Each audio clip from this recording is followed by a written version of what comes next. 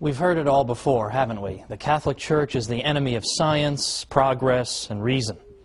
Well, it's all nonsense, and we're going to debunk it mercilessly. Join me right now for the Catholic Church, Builder of Civilization.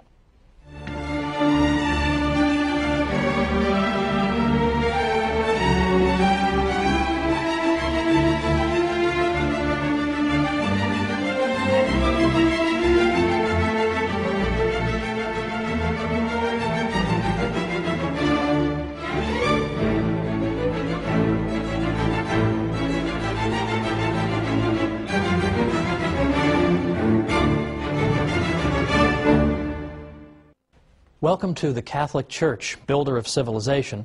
I'm your host, Thomas Woods. I'd like to begin this 13-program series with a fact that's fairly obvious to most of us.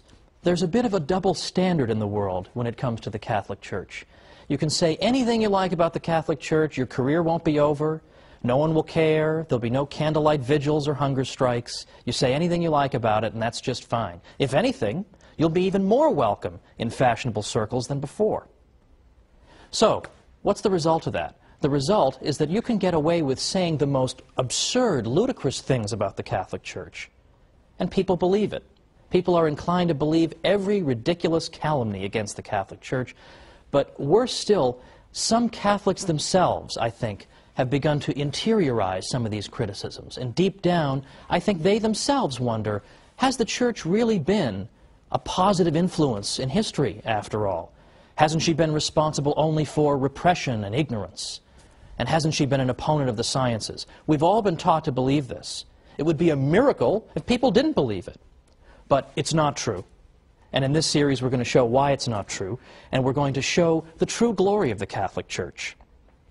Now, the attacks on the Catholic Church and on religious belief in general have accelerated just over the past 5 years or so.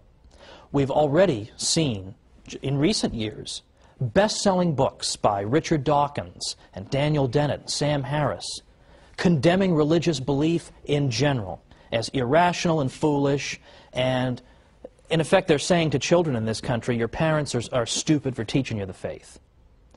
Worse than that is that after the July 7th, 2005 bombings in London, what we began to see is this trend, that Islamic terrorism is now giving intellectuals an excuse to oppose all religion. The argument being that all religion is irrational, all religion can give rise to violence, so it should all be condemned. So, for example, in Scotland's Sunday Herald, we read Muriel Gray saying, "The cause of all this misery, mayhem, violence, terror, and ignorance is, of course, religion itself." And she called religion Dark Ages nonsense. For the government of a secular country such as ours, she said, to treat religion as if it had real merit, instead of regarding it as a ridiculous anachronism, which education, wisdom, and experience can hopefully overcome in time, is one of the most depressing developments of the 21st century.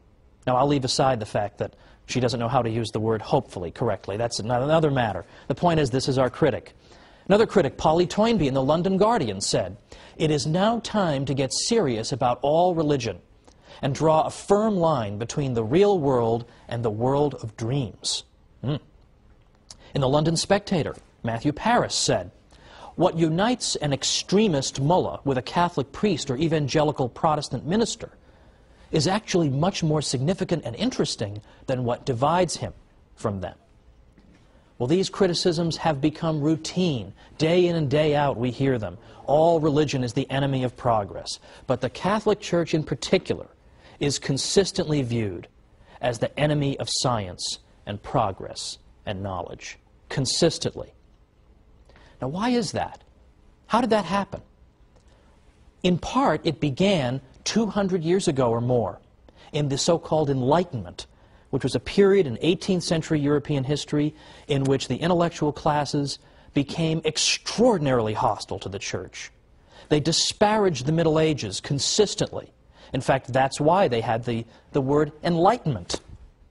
Because the idea was that before the Enlightenment, before the wonderful 18th century, all we had was misery and backwardness and ignorance fostered by the Catholic Church. But now, thankfully, We have secular intellectuals to bring us enlightenment.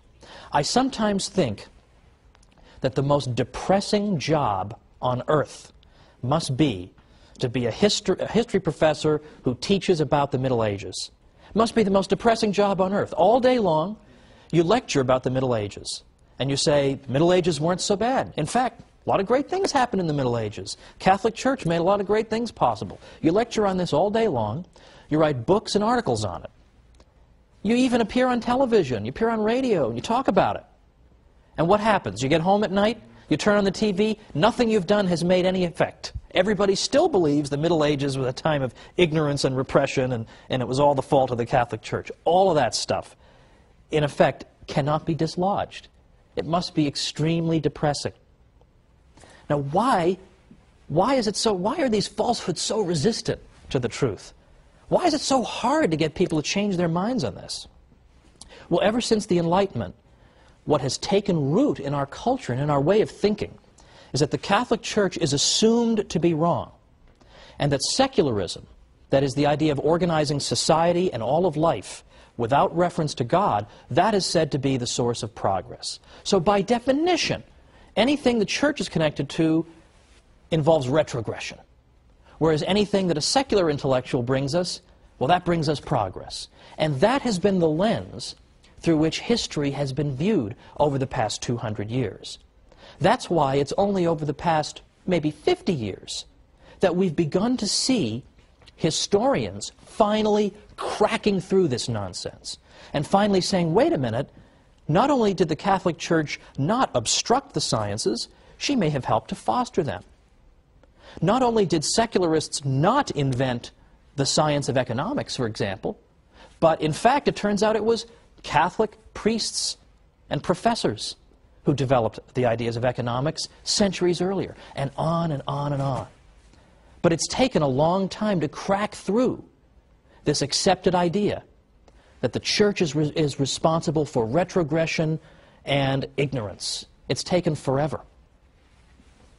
Now let's think about some of these areas in which the Catholic Church has really built our civilization. I mean, I choose that word advisedly. Why is it that the Catholic Church can be said to be her builder? Well, for example, consider how we think about charity, charitable work.